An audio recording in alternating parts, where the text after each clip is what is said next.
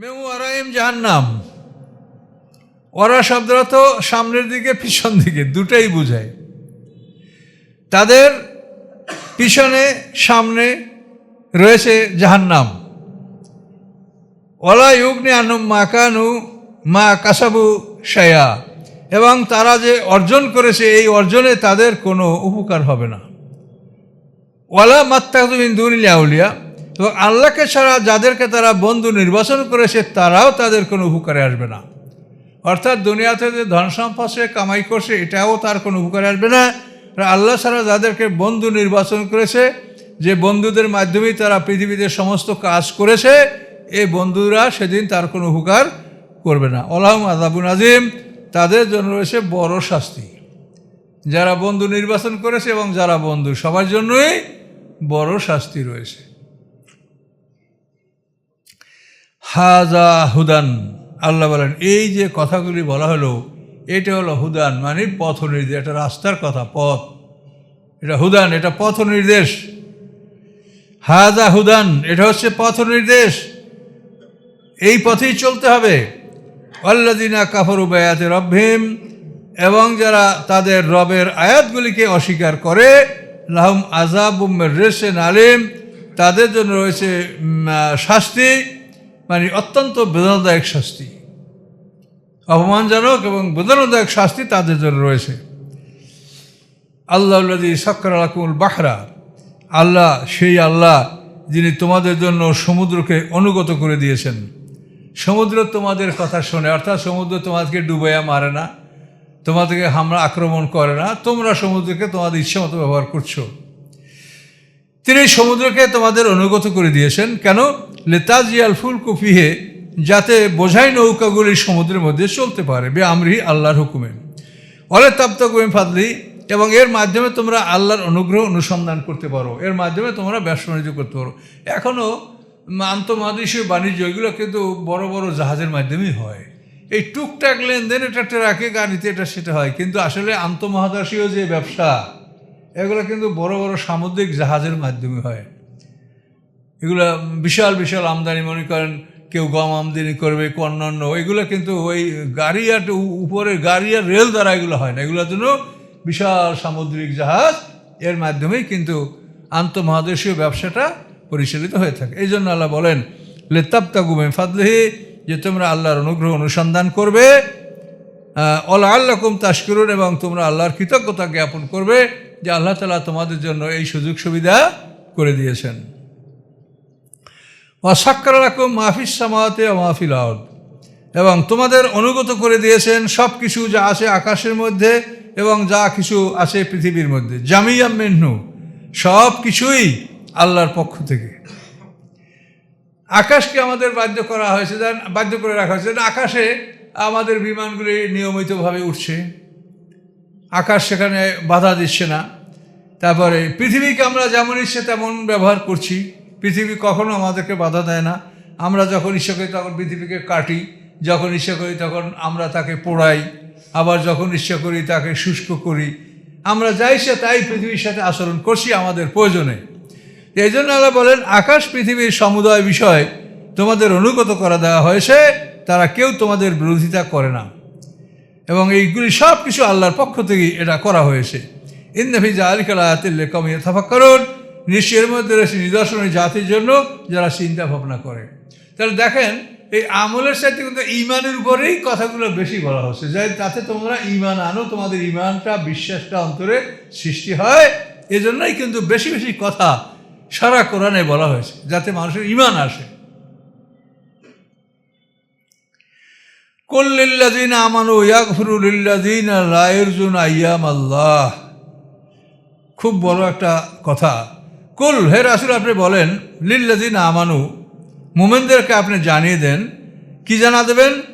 আইয়াগফিরু লিল্লাযিনা, ওই সমস্ত লোকদেরকে যেন তারা ক্ষমা করে দেয়, লা ইয়ারজুনা আইয়ামাল্লাহ, যারা আল্লাহর বড় বড় দিনকে ভয় করে না, আল্লাহর বড় বড় শাস্তির দিন, নূহ আলাইহিস সালামের প্লাবন, নমরুদের ধ্বংস, তারপরে ফেরাউনের ধ্বংস, এগুলো আইয়াম, মানে বড় বড় দিনগুলোকে আইয়াম বলা যায়। ইয়মুল মানে দিন, তার বহু বছর আইয়াম।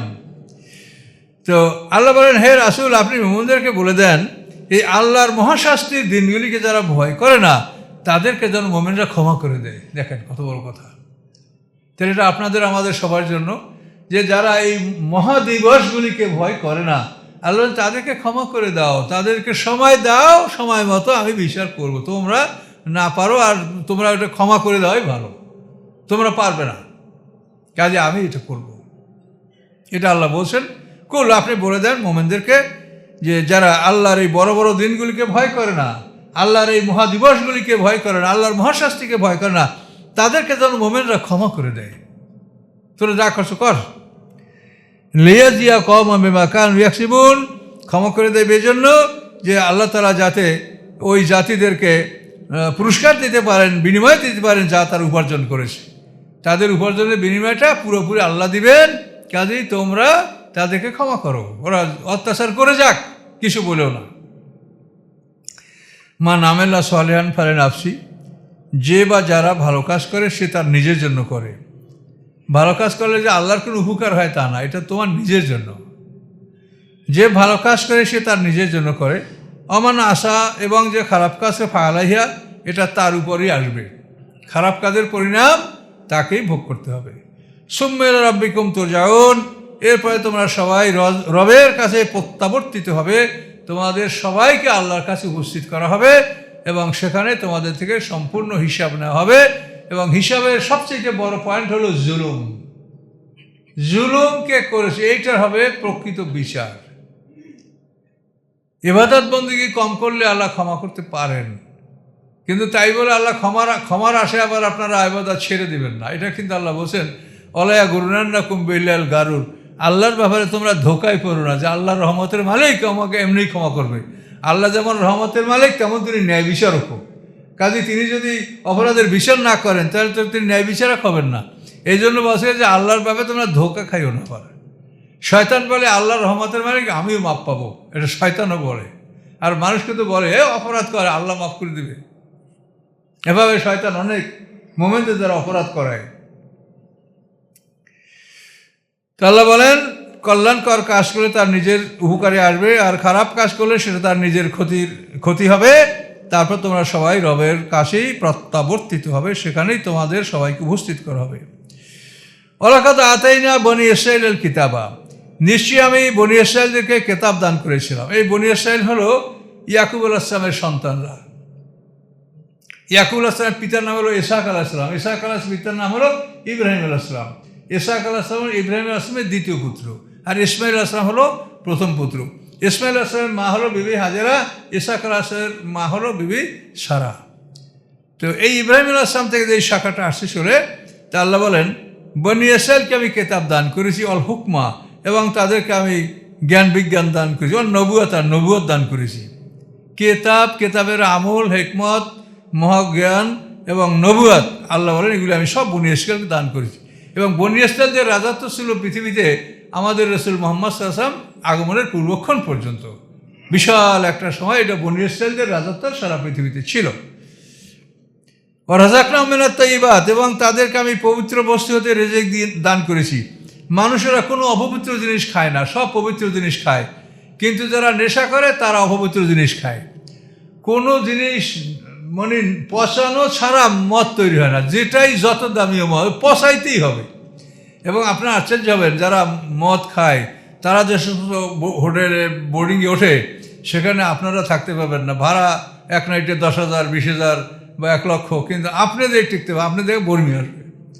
আমাকে একদিন এই বরিশালে মাহফিলে গেছি, একটা ভালো হোটেলে দিছে, আমি টিকতেই পারছি না, যে আমার একটা চাটাই দিয়ে বাইরে দেন তো আমি গন্ধ সত্যি পারছি, অত ঝকঝকে পরিষ্কার, কিন্তু তারপরও তাদের বাথরুম, তাদের থাকার রুম কখনো আপনি কোনোভাবেই যারা নেশা করে না তারা ঢুকতেই পারবে না। তার কারণ মদ, পৃথিবীর কোনো মদ নেশা বস্তু এটা পচানো ছাড়া হয় না, কঠিনভাবে এগুলো পচাতে হয়। এই জন্য আল্লাহ বলেন আমি তাদেরকে যে কিছু পবিত্র বস্তু হতে, পবিত্র বস্তু তোমরা খাও, টাটকা খাও, তাজা খাও, হালাল বস্তু খাও। ওয়াফাদ্দালনাহুম আলাল আলামিন, আল্লাহ বলেন আমি বনী ইসরাঈলকে সৃষ্টিকুলের সকলের উপরেই আমি তাদেরকে অনুগ্রহ দান করেছিলাম। মানে ওই জগতে যারা ছিল উম্মতে মুহাম্মাদের পূর্বক্ষণ পর্যন্ত, এদের মধ্যে বনী ইসরাঈল ছিল সর্বশ্রেষ্ঠ। আমালেক ছিল, জুরহুম ছিল, অন্যান্যরা ছিল, কিন্তু বনী ইসরাঈলদেরকে আল্লাহ অনুগ্রহ দান করেছেন। তারাই শাসক গোষ্ঠী বা তারাই পৃথিবীর নবুয়াত এবং রাজত্ব এই দুটারই মালিক বনী ইসরাঈলরা ছিল। ও আতাইনাহুম বাইয়িনাতিম মিনাল আমর, এবং আমি দান করেছিলাম তাদেরকে উজ্জ্বল আদেশসমূহ। উজ্জ্বল আদেশসমূহ, যে এই আদেশগুলি তোমরা নিজেরা মানো, অন্যদেরকে এগুলো তোমরা তাদের মধ্যে প্রচার করো। আল্লাহ বলেন, ফামাখতালাফু ইল্লা মিন বাদি মা জাআহুমুল ইলম, তারা মতভেদ করে নাই, বরং তখনই করেছে যখনই তাদের কাছে ইলম আসছে। জ্ঞান আসার পরে তারা মতভেদ করেছে। আমরাও কিন্তু আমাদের আলেম সমাজ জ্ঞান আসার পরে আমরা মতভেদ করছি। এমন না যে তারা বোঝে না, সবাই বোঝে, কিন্তু সবাই বড় হতে চায়, সবাই বড় হবে। আর আল্লাহ বলছেন, আমি পরকাল দেব কাকে? তেলকার দারুল আখিরাতু নাজালুহা লিল্লাযিনা লা ইউরিদুনা উলুওয়ান ফিল আরদি ওয়ালা ফাসাদা। আমি এই পরকালের ঘর আমি দান করব কাদেরকে? যারা পৃথিবীতে বড় হতে চায় না, ফাসাদও চায় না। এই মাহফিল কমিটির সভাপতি নিয়ে ঝগড়া, এই মসজিদ কমিটির সভাপতি নিয়ে ঝগড়া, হ্যাঁ অমুক সমিতির সভাপতি নিয়ে ঝগড়া, কে নেতায় নিয়ে ঝগড়া, এই নিয়ে মারামারি। তো আল্লাহ বলেন, পরকালের ঘর আমি ওদেরকেই দিব যারা পৃথিবীতে বড় হতে চায় না, যারা সবসময় ত্যাগী হয়, যে ওগুলো আমার দরকার নাই, তোমরা করো। তো আল্লাহ বলেন, তো এই জন্য জ্ঞান আসার পরে বনী ইসরাঈলরা মতভেদ করেছে। বাগিয়াম বাইনাহুম, নিজের মধ্যে বিদ্রোহ বসত। বিদ্রোহ, এই শোনা যাবে না, এই আলেমদের কথা আমরা শুনবো না, আমরা আমাদের আলেমের কথা শুনবো, আমরা আমাদের পীরের কথা শুনবো। বিদ্রোহ। ইন্না রাব্বাকা ইয়াকসি বাইনাহুম ইয়াউমাল কিয়ামা, নিশ্চয় আপনার রব কিয়ামতের দিন তাদের মধ্যে ফয়সালা করবেন যে তোমরা মতভেদটা কেন করছিলে, কোন জিনিস বুঝতে পারো নাই, কোনটা আমার কেতাবে ছিল না, মতভেদ কেন করলে। ফিমা কানু ফিহি ইয়াখতালিফুন, যে বিষয়গুলির মধ্যে তারা মতভেদ করত, হাসরের ময়দানে এই মতভেদের ফয়সালা আল্লাহ তাআলা করবেন। কাজে আমরা কখনোই মতভেদ করব না। আমাদের মনোভাব হলো যে কোনো মুসলিম দল বা যে কোনো মুসলমানদের সাথে আমরা বন্ধুত্ব সুলভ হব, তার সাথে আমাদের ওঠা বসা কথাবার্তা, আমরা কখনোই তাকে শত্রু মনে করব না। তার আমল আমার আমল থেকে যদি ব্যবধান হোক, এক্সামিনার রেজাল্ট দেবে, আমার কি? নামাজ আমরা পড়ছি, অন্যরা অন্যরকম পড়ছে, এক্সামিনার রেজাল্ট দেবে, আমি বলবো যে আপনার নামাজ হয় না। আমি কি পরীক্ষক? আমি এক্সামিনার? আমার এটা বলার এখতিয়ার আছে? কিন্তু আমরা কিন্তু বলে ফেলছি, নামাজ হয় নাই, একবারে না। কিন্তু এগুলি বলা অতিরিক্ত। আপনি এক্সামিনার না, আমিও না। আপনাকে আমি বলতে পারি যে আমার কাছে যে সোর্স বা সূত্র, যে দলিল আসে, তাতে আমি এইটা পেয়েছি, আমি এটা করছি। আর আপনার কাছে যে সোর্স বা দলিল বা সূত্রটা আসে, সেটা যে আপনি করছেন। কিন্তু এখন কোনটা কারেক্ট? ফারাব্বুকুম আ'লামু বিমান হুয়া আহদা সাবিলা। আল্লাহ বলেন, তোমাদের রব সবচাইতে ভালো জানেন যে কে সবচাইতে সঠিক পথে আছে। এটা আমরা কেউ জানি না। কাজে কেউ যদি নিজের মতটাকে সবচাইতে ভালো, নিজের আমলকে সবচাইতে ভালো মনে করে, তাহলে সেও তো মানে একেবারে শিরক পর্যায়ের গুনায় চলে যাচ্ছে। আল্লাহ বলেন, কে ভালো এটা আমি জানি, আর আপনি বলেন যে না আমার এটা ভালো, আর আপনারা সবাই দুযোগী, তাহলে কেমন হলো? এই জন্য আল্লাহ বলছেন যে মোমেন দুই দল, মোমেন এবং আল্লাহর সৃষ্টি মানুষ হলো দুই দল, মোমেন এবং কাফের।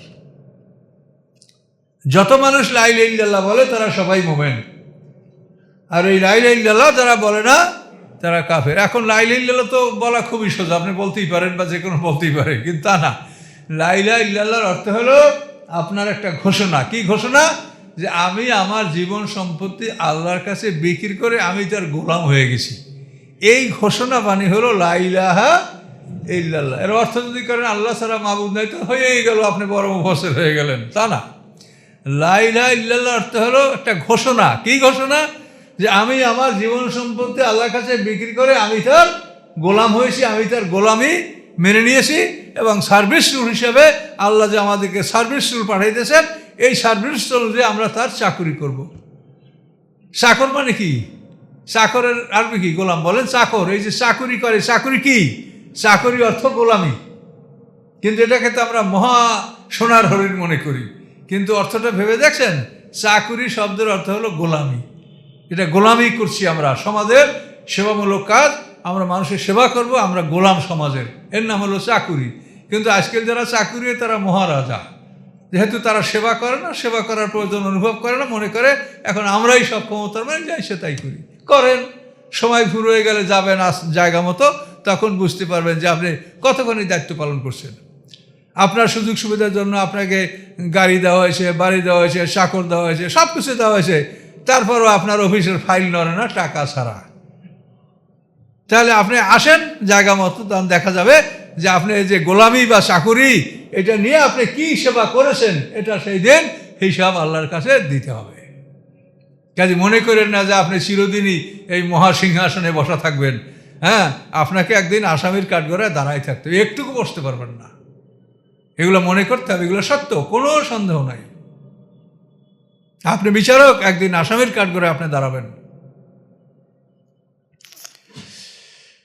আল্লাহ বলেন, এই বনী ইসরাঈলের কথা বলার পরে আল্লাহ এখন বলেন, সুম্মা জাআলনাকা আলা শারিয়াতিন মিনাল আমরি ফাত্তাবিহা। এই বনী ইসরাঈলদের পরে, অর্থাৎ বনী ইসরাঈল গ্রুপ, ঈসা আলাইহিস সালাম পর্যন্ত বনী ইসরাঈলদের নবী-রাসূলদের তাদের এরা বা তাদের কাল এটা সমাপ্ত হয়েছে। সুম্মা জাআলনাকা আলা শারিয়াতিন মিনাল আমর।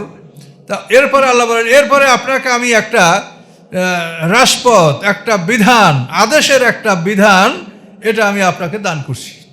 সারা শব্দের অর্থ রাজপথ, যে পথে কোনো রকম বাধাবিঘ্ন অসুবিধা নাই, এটা হলে শরিয়াত, মানে শরিয়াত মানে প্রশস্ত রাজপথ। এটা রাজপথ, এই পথে চলেন, এখানে অন্য কিছু নাই, ভালো পথ।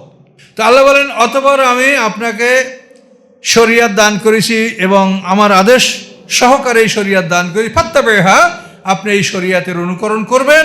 ওয়ালা তাত্তাবিউ আহওয়াল্লাযীনা লা ইয়াকিলুন, এবং ওদের কামনা বাসার অনুকরণ করবেন না যারা জানে না, বোঝে না, তারা আপনাকে যা বলবে তাদের পরামর্শ আপনি গ্রহণ করবেন না। আপনাকে যে শরিয়াত দেওয়া, যে প্রশস্ত রাস্তা দান করা আছে, এটাকে আপনি অনুসরণ করবেন। এটা বনী ইসরাঈলদের পরে আমাদের রাসূলকে আল্লাহ তাআলা এই কথা বলে দিলেন। তাহলে আমরা 18 নম্বর আয়াত পর্যন্ত চলে আসছি। মনে রাখবেন, 18 নম্বর আয়াত সূরা জাসিয়া।